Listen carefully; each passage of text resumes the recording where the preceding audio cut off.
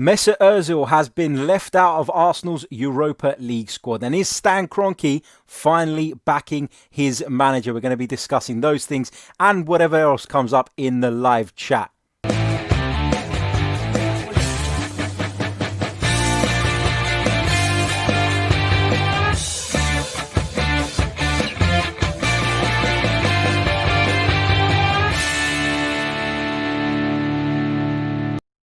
Hello and welcome back to the Chronicles of a Gooner, the Arsenal podcast sponsored by Manscaped.com. As ever, I'm your host, Harry Symeou, and I'm delighted to be joined on this evening's show. Although you can't see him, I am being joined by Mike Stavrou from Metro Sport.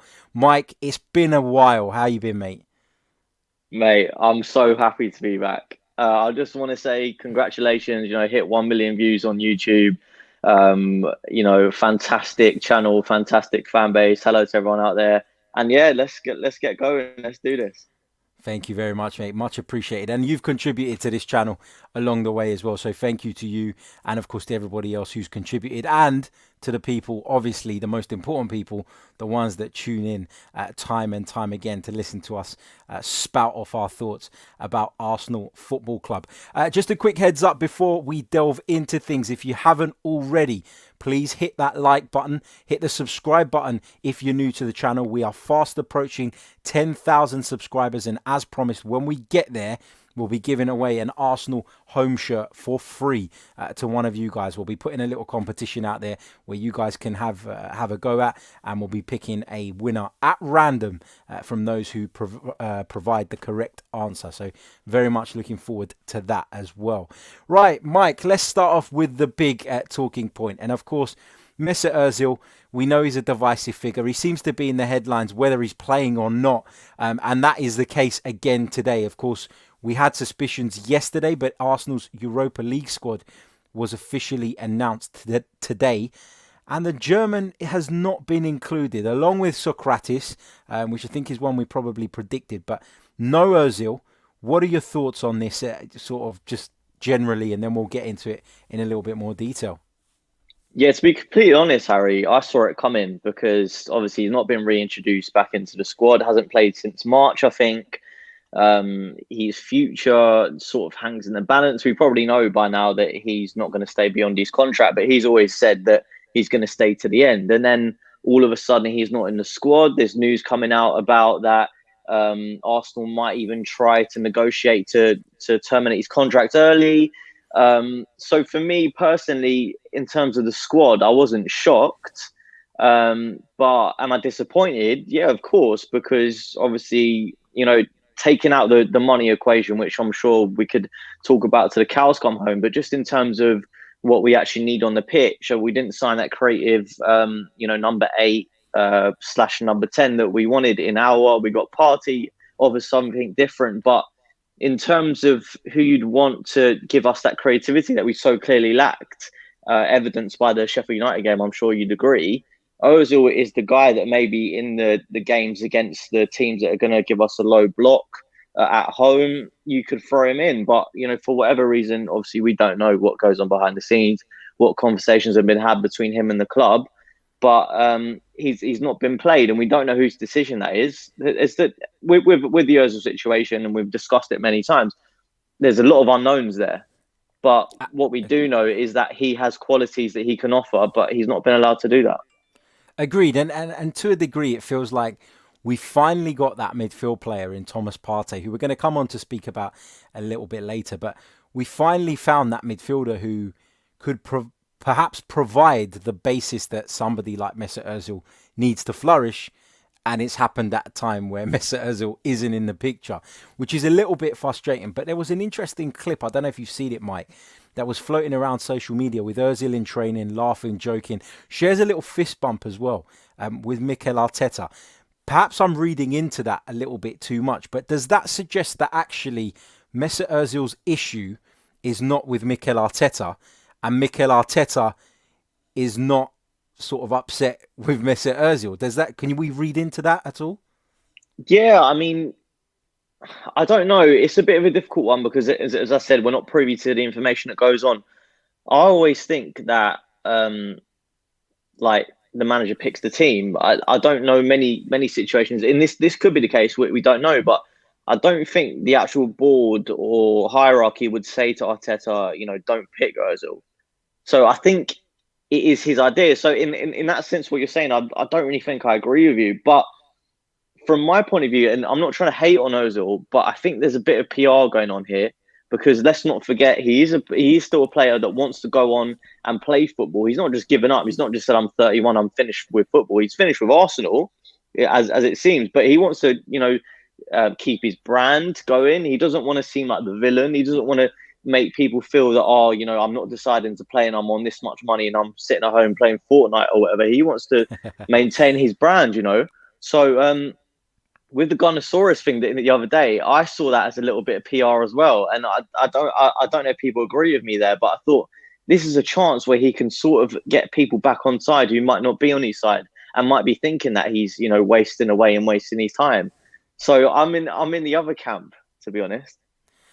I felt like with the Gunnosaurus thing, and I sort of discussed it briefly on this week's edition of the Social Club, but, I guess I felt like a little bit conflicted with that, because on the one hand, we know that Mesut Özil does a lot for charity. We know that Mesut Özil, does that kind of thing. We also know that when Mesut Özil was sort of a little bit, well, I'm not going to say a little bit, when he refused to take a pay cut, essentially, it was because, well, from his story anyway, he wanted to know that money was actually going to save jobs. So whilst I feel like he's obviously got the right intentions, you're right when you say it was a PR thing, because he didn't have to publicise that, did he? He could have gone to the club and said, keep the guy on, I'll pay his wages, behind the scenes, if it was just purely out of the goodness of his heart. But it feels like Mesut Özil has seen this as an opportunity to embarrass the club, to publicly shame the club, and I guess to kind of reiterate his point that he's been banging on about for the last few months, which is actually, I was all for letting my money go if I knew it was going to save jobs. But, the fact that Arsenal did make those redundancies, then went and spent 30 odd million on Gabriel, then went and bought Thomas Partey for 45 million without actually recuperating a great deal of funds in terms of sales. It kind of proved him right to a degree. And so that's why I'm kind of in the middle on this. Yes, he's used it as a PR opportunity and an opportunity to prove his point. But I also can't sit here and say with any degree of certainty that it was just that, because we know Mesut Özil is someone who does a lot in that space, isn't he? He is a footballer who contributes a lot to society, maybe not here in the UK necessarily, but in other places. So I don't know, I'm a little bit torn on that. But I mean, we know that the Premier League squad has to be trimmed down as well. We know that we've got 19 non-homegrown players and we can only go with 17. Do you see Mesut Özil, just as he's been left out of the Europa League squad, perhaps being left out of the Premier League one too? Yeah, 100%. I can't see how he makes the Premier League squad when he's not even in the Europa League squad. Because you think maybe we give him a few games to help us out, be part of the B team almost, but it seems like he's not even going to be that. And I think it's a real shame, because ultimately that means that he's going to have absolutely no involvement until he leaves the club. And even though he's a very divisive character, I think we could agree that he's had some big moments. And when he signed, it was massive. It was huge for the club, and it was one of them, insane deals that you see on deadline day, and it all got us so excited. And he's had a lot of good moments. So for him to sort of like tarnish that by not being in the team for a long time, I think it's a bit sad. But I just think the club just needs to make a decision. Like, you can't have him just wasting away. You either try and get his contract terminated, or you reintroduce him back into the squad. They obviously made the decision with Guendouzi to send him out on loan. That's done now. That's not going to be hanging over us anymore. But Ozil was still hanging over us. And I just think that's one thing, even though we have to say that it's been quite a successful transfer window, in my opinion anyway, that's one thing that's not been sorted and needs to be sorted. And look, well, I'm not saying it's an easy thing to do, because you've obviously got a guy who's, hell bent on staying at the club, and whatever way you package it, you can't force someone to leave when they don't want to, especially a player. It's more complicated than a manager, isn't it? Like, he has to agree to it. It has to be by mutual termination. So where we go from here, I don't know. But as as a fan of Ozil of sorts, I'm not going to say, he's my hero, but as a fan of his and, a massive Gooner, I do want to see him back. Yeah, I feel like that as well. And I feel like that because I see so much progression in what Mikel Arteta's doing. I see the development in the team. I see that we're a lot more defensively stable. And I just would love to see what Mesut Özil can do with that structure behind him, because we haven't had that structure for years. And we finally are in a place now where we can, go into games with a degree of confidence around our defence. And now we need that little bit more going forward. And, I think that Thomas Partey is going to bring that flexibility. He's going to probably allow us to play in a way a little bit closer to what Mikel Arteta sees in the longer term. And let's come on and talk about that signing. Of course, deadline day signing, we've spoken about it a ton on this channel. We were all delighted. We brought you instant reaction as soon as the deal was announced. Literally 10 minutes afterwards, we were online talking about it. But I mean, is this a sign now? And we'll come on to talk about maybe Partey's role a little bit later on. But is this a sign now, in your view, Mike, that the Kroenkes have kind of acknowledged that actually now the club is fully theirs? And I know it has been for a while, but particularly in times like these, difficult times, that they had to put their hand in their pocket. And I'm not saying necessarily that they directly took money out and funded the deal, but they've obviously, as Edu was saying in a recent interview, I think it was out today or yesterday maybe, I watched it today in full, but Edu suggested, didn't he, that it was the owners that gave this deal the green light, and they were very much backing Arsenal doing that, and that Thomas Partey was somebody who was in Arsenal's plans and Edu's plans for a long, long time. So are we seeing a shift now? Do you take confidence from the fact that the Kroenkes gave that deal the green light, that they will now support the club in the way they need to? I mean, look, that I've been quite critical of the Kroenkes in the past, so I don't want to completely flip flop and say my idea of them is completely changed. Look, I'm happy with obviously that. We've made a few more signings over the last few windows. Obviously, brought in Pepe last season as well. That was a big, big outlay. But if you look at it as a whole, the whole time that they've been in power, I think obviously that there has been a lack compared to other big clubs, and just the discrepancy of what was sort of promised when we first moved into the stadium, and then where we are now. It's obviously a big gap, but I have to look at it and say, yeah, fair enough. Maybe there is going to be a slight upturn. I'm not going to go over the top and say, I suddenly love them, but it's going in the right direction. I think that's also because of the different structure they have in place. Obviously, Josh Kroenke is more involved now. They completely, changed their structure. Raul came in, but that's all changed now. So I've got to say, from where we look now, the team we've got available, I would say it looks better going towards the future. And for me, I have to agree with you in the sense that Partey is a statement signing, because we've needed that player for so long. And don't get me wrong, like personally, I wanted Aouar a bit more than Partey, because I think his creative abilities, we craved a little bit more. But I still think that Partey is a massive, massive statement, a massive player for us. Will bring a lot to the squad, which we'll talk about later. But I'm just going to say, I'm not going to go too over the top on the Kroenkes, because I still have a lot of reservations about them. Wouldn't it have been, and I'm not defending them here, I'm just kind of playing devil's advocate so that we can have the sort of in-depth discussion. Wouldn't it have been far easier for them this time around than in previous transfer windows to kind of hide behind the financial situation, given COVID-19, the impact it's had on the game, the loss of revenue that all clubs are facing?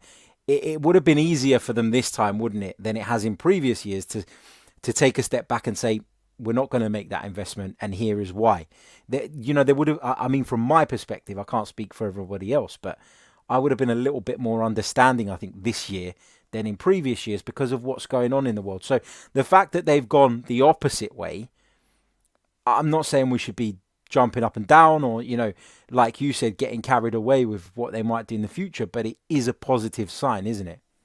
Yeah, I would say that. Look, it's been a very difficult time financially. Obviously, the revenues have dropped massively, but I still think there's a difference between trying to balance the books in terms of a pandemic, but also investing in your product. Because ultimately, if there wasn't that investment, just think about where we would have been, and think about how far we could have fallen even further than we did last season. And I think there's an element of that, understanding the situation that we're in, understanding that, look, you've got like a prospective really good manager here. If you don't back him, you could potentially lose him to a top club next season, and then where are we going to go from there? So look, I'm not trying to say that I'm not happy with what they've done, but I'm just sort of tempering my expectations, because I know that it's not going to be a situation where, you know, they're going to back us with hundreds of millions of signings, which we probably need to get back up there challenging for the top. But I think they're taking a different approach to it. And I don't think that's a bad thing. I just think that's where we are as a club at the moment, where we can get maybe a marquee signing, but we're not going to have loads and loads and loads. But I'm fine with that. Yeah, agreed. I mean, do you take more encouragement from the fact that Edu is so sort of influential at the club now, and the fact that Mikel Arteta was promoted to a manager? The pair of them seem to get on really well. They seem to share the same kind of philosophy. And listening to Edu talk in that interview, and I don't know if you've seen it or not, but I took a lot of confidence from what he was saying. And he feels to me like someone who is very sort of shrewd, does what he says he's going to do. Very active, proactive, I should say. And, he's very much, it feels like he's got people around him. He's got a little group, a little team around him.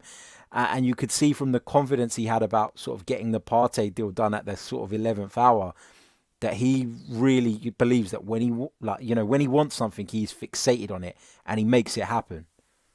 Yeah, I would say that, and I think you were sort of alluding to that picture that he put on Instagram with the team, and he was saying, it's not just me. We've got a massive team that deals in the transfers, a legal team, and the contract people and everyone. And yeah, it feels like we're back to that sort of fluent system where we've got people working together. There's not massive disagreements, and the fact that the manager is now back involved in the transfers, I think that's a massive thing, because I think Partey was Emery wanting Partey last year, and look, I don't usually praise Emery, but he wanted him, and the club went against him and signed Pepe instead. So the fact that you've now got a manager that's in line with the people making the decisions on transfers, I only think that's a good thing. Obviously, we had that for a long time with Wenger.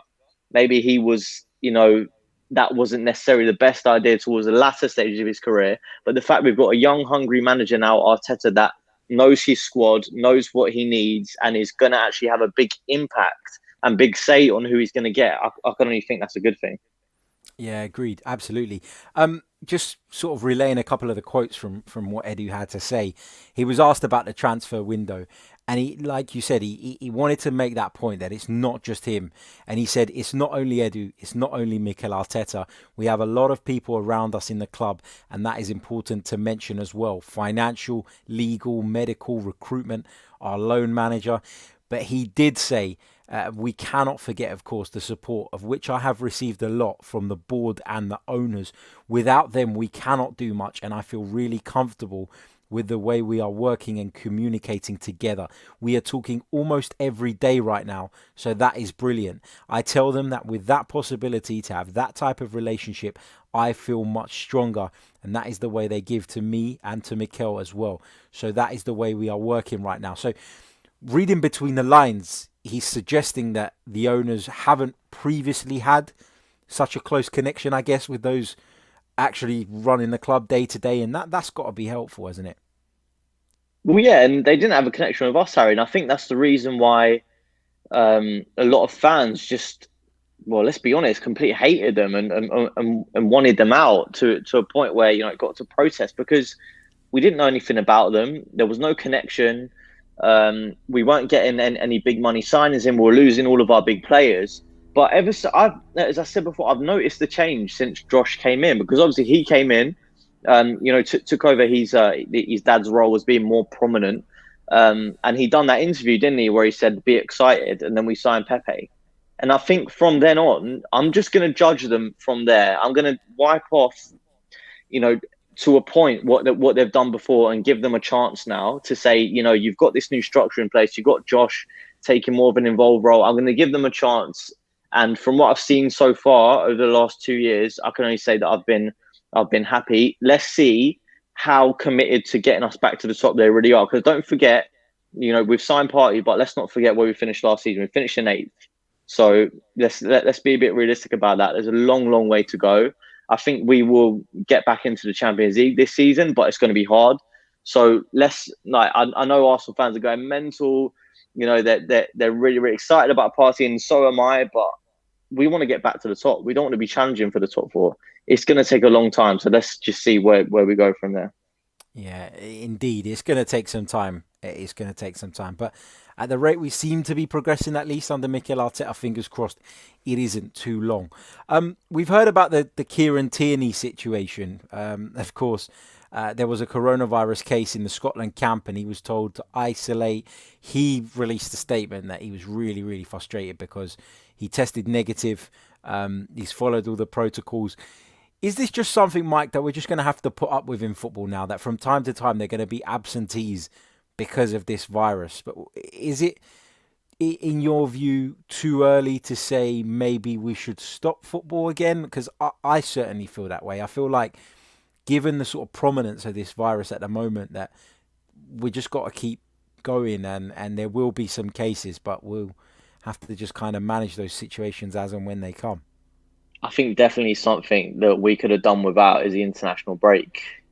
I mean, it just doesn't make sense to me. Like, players jetting all around the different countries and intermingling with different squads.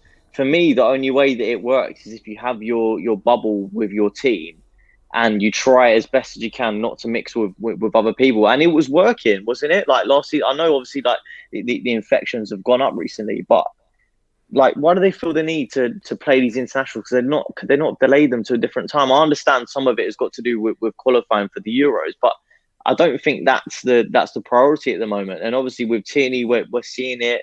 I think 3 Liverpool players have tested positive for it now, and maybe it is getting to a stage where it's going to get higher and higher. But it's just about them keeping to their bubble, testing all the time, and then seeing. But no, like, obviously, I don't want to see football stopped. I mean, it was disastrous for us on many levels. So I hope it stays all right for the moment.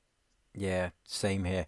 And I think you're right to make that point about sort of the international game at the moment. Is it really needed? And, all right, let's say that the qualifiers have to be played. Then play the qualifiers. But what's the need for all the friendlies?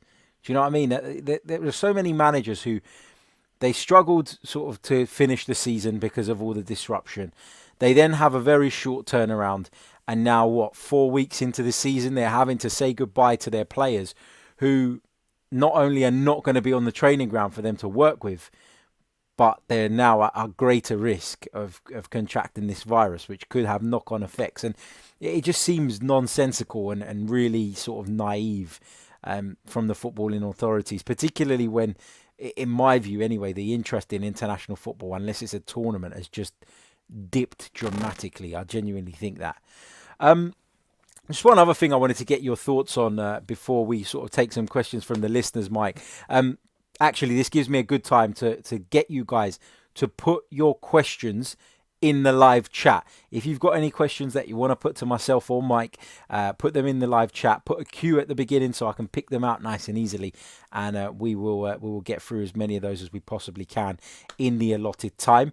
Just a quick reminder as well that this podcast is sponsored by Manscaped.com. So if you want your body hair to look as trim, as lush, but hopefully not as green as the Emirates Stadium pitch, then get yourselves one of these bad boys. It's the Lawnmower 3.0 here. Do you want to hear the sound?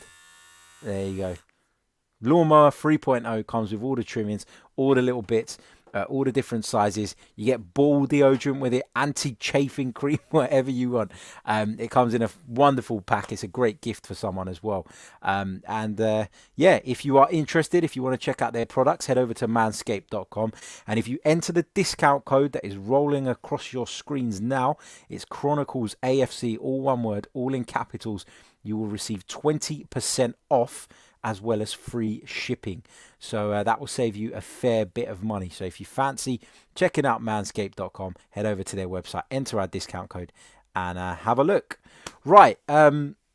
Just wanted to get your thoughts on one other story, Mike, and it's something I came across today whilst working. Fabrizio Romano has been talking about the fact that actually Barcelona were interested in Ainsley Maitland-Niles during this transfer window, that they considered making a move. Now, Fabrizio Romano does get some things wrong, but he does get quite a fair amount right as well. So that's why I'm kind of paying attention to this story, maybe a little bit more than I should. But we were talking about Ainsley Maitland-Niles, weren't we? Sort of at a point last season, and we were saying that his attitude is all wrong and he's got no future at Arsenal. And he's gone from that to being an integral squad member and somebody that Barcelona are looking at. What a transformation. Yeah, I mean, look, to be honest, Harry, like the window shut on Monday, I'm sick of transfer rumors. I'm sure you are as well. Absolutely. I know. Obviously, it's good for us from a work perspective, but my God, does it get boring at times? But yeah, I mean, in terms of Maitland-Niles' transformation, it's been crazy, because wasn't it in around February, March time that Arteta dropped him from the squad, and he was saying, you got to work harder to get back into the team, to now like playing obviously a massive role in the FA Cup as well. Playing as left wing back where he maybe particularly didn't want to play. I mean, it's incredible, to be honest, but it just shows you, I want to put it a bit more credit, obviously to Maitland-Niles, but a bit more credit to Arteta as well, because just how like crazy the transformation of multiple players have been, from Xhaka being booed off by his own fans to then starting a League Cup game as captain. Like, what a transformation that has been. Mustafi turned from like one of the most hated defenders ever at Arsenal to being probably one of our best. I mean, Arteta's got people flip-flopping from left, right and centre on these players. So it just shows you the impact that he's had. Convinced Aubameyang to sign a new contract when it looked like he was going to go to Barcelona. So no, it doesn't surprise me that people are interested in Maitland-Niles, just based off his performances, based off his versatility. He's work rate on the pitch. His skill is obviously there to see, whether it's always applied in the right position or out for 90 minutes a game. That's something he has to improve on. But no, it doesn't shock me, to be honest. Yeah, I was initially shocked when I read it, and then the more I thought about it, I thought, no, actually, not only has he performed well, but versatility as well is something that I think a lot of managers look for, and particularly in a day where football's probably more tactical and than it's ever been. Having that flexibility is a real key component, and something that managers will no doubt be on the lookout for. Let's pick a couple of questions. I'm just going to pick a couple at random before we wrap up. Ason says, would you have preferred Symeou instead of Partey if we could have got a War? Can't stop thinking about being a better deal. Mike, I don't know about you. I'll get your take on this as well. For me, I don't know a great deal about Symeou. For me to sit here and say that I would have preferred him on, over Thomas Partey.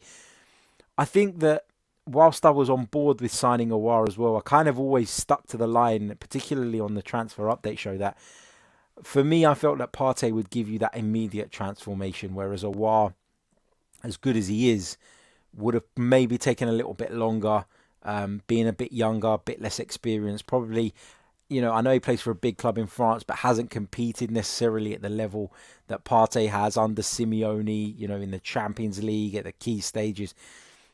I kind of lean towards Partey in the battle between those two. So for me to say that I would have preferred Symeou, I don't think I can say that. What about you, Mike? No, I agree with you there. I mean, Symeou, I've heard, is a very good prospect. I think he's only about 21, 22. And I kind of get where the question's coming from, because if you look at what we're trying to build, there's a lot of young players there, and he does fit that profile that maybe we were looking for, quite similar to Partey, defensive midfielder, fairly big, but can progress the ball forward as well. But I think in terms of what we need now, Partey is the one, because he's in his prime. He's 27. Yeah, as you said, he's played at the highest level. played under one of the most, toughest managers. And if he can survive and thrive under Simeone, then he can thrive anywhere. And I actually think, because just reading sort of like the coverage around it, it sounds like we're going to even, be a bit of a step up for him in terms of how he wants to play. Because I think he wants to be a bit more attacking, doesn't he? And get, not have such a restricted role that he had under Simeone. So I think, if anything, we're going to be getting a bit more out of him. So no, I think overall Partey, over Symeou. Yeah, agreed. Let's move on to this one from Anonymous T. This has been a big story lately. Jack Wilshere, of course, terminated or had his contract terminated, depending on what way you look at it. But it was a mutual agreement between the former Arsenal man and West Ham United to end his stay at the London Stadium. Should we bring Wilshere back home? I'm going to start off by saying absolutely not.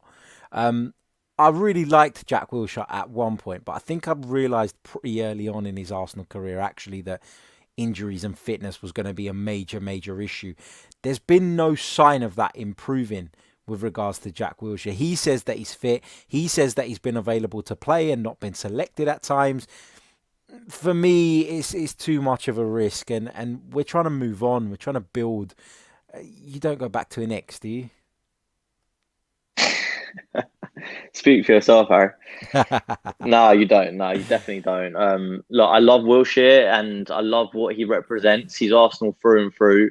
I'll never forget when we won that FA Cup and I went to the parade and he was there, singing about Tottenham. I mean, as an Arsenal fan, is there anything much better than that? Having one of your own.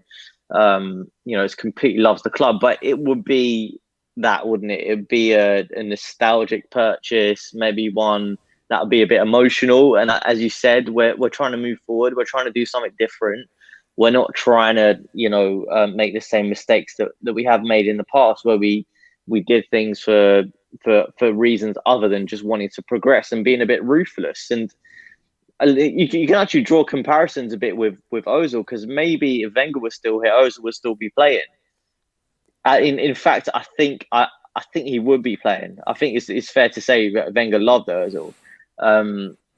But we want to move in a different direction. We want to make it clear to all of our players that you've got to give 100% on the training pitch and in the games to be able to be in with a chance. So I feel like we're shifting mentality.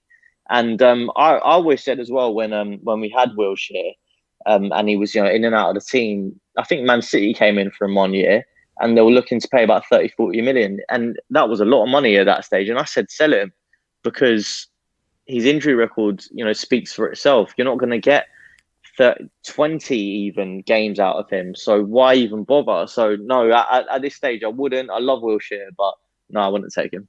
Yeah, me too. The final question from Ameya, and we said that we thought the kind of transfer talk had disappeared with the closure of the window, but we are being linked with some players in the division below us from the Championship. We could also see maybe some of our players, potentially William Saliba, moving on and joining one of the Championship clubs. But Amia's question is, what about Todd Cantwell as an alternative for Aouar? Everyone is talking about Aouar, but we've only seen him in a few matches. He might be good, but the sample size is small. I think I agree with what you're saying when you say that people haven't seen a lot of Houssem Aouar. I don't think many Arsenal fans can put their hand on their heart and say they watch a lot of Ligue 1 football. I certainly don't. And so, bar the odd Champions League game, the odd big game against the PSG or somebody like that, and YouTube compilations, I can't say I've seen a massive amount of Houssem Aouar. But Todd Cantwell for me is, I don't know. I feel like Todd Cantwell is slightly overrated. It feels like he's one of those players that we'd end up paying like an English premium for, when is he actually that good? For what Norwich would want for Todd Cantwell, I feel like we could go get someone from the continent who'd be a lot cheaper. Now, I know we've got this issue in the squad about non-homegrown players and stuff, and maybe that does play a part, but Todd Cantwell, when I hear that name, I don't instantly think, yeah, I want him at Arsenal Football Club. What about you, Mike? Yeah, and I think if you're bringing in someone like that, you're prohibiting the chances of someone like Emil Smith-Rowe. And he's been a massive academy talent. Obviously, hasn't had a chance in the first team. But why would you bring someone in of similar profile? I know Cantwell had a fairly good season for Norwich and got linked with like a lot of big clubs, and that's fair enough. But I want to see players like Smith Rowe. I want to see Saka even maybe play in a more creative role, which to be fair, he has been doing, isn't he? Because he's been coming inside and playing as a sort of number 8. I think he can get better at that. So I don't really understand the sort of the clamour for just more signings. Why don't we sort of look to what we have? Obviously, we missed out on Aouar. We can still go for him at a later stage, but we obviously had Partey as a priority. I think at this stage we need to just trust in Arteta and what he believes. But just talking about Cantwell, if we're gonna like be a bit speculative, I would rather go for Buendia. I think he's probably more of a better fit if we're looking at players from the Championship.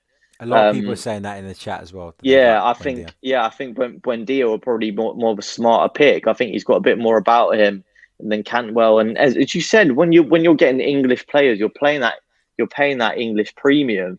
Like with Max Sarins as well, I think we were linked with, but he would have cost like 30, 40 million. I just don't think it's worth it. Yeah, no, I don't disagree with any of that. Right, that brings us to the end of another live edition of the Chronicles of a Gooner podcast. Mike, it's been brilliant having you back on, mate, and hopefully we can do it again very, very soon and we don't leave it so long this time. Love to get you back on in the next few days as well, and we're going to be bringing you as many of these as we possibly can during the international break. We're going to do a little bit of a deep dive into how I think that Thomas Partey will fit into Arsenal's side. A little bit of a tactical look at what Mikel Arteta may do with him and what he will bring to the table. So stay tuned for that. That'll be coming, I think, probably on Monday now, because it is Friday tomorrow and it's the weekend. And being an international break, I've finally got a weekend off, so I'm looking forward to it. So I'm going to put my feet up for that one. Mike, thanks again. How can people give you a follow and keep up to date with your brilliant work?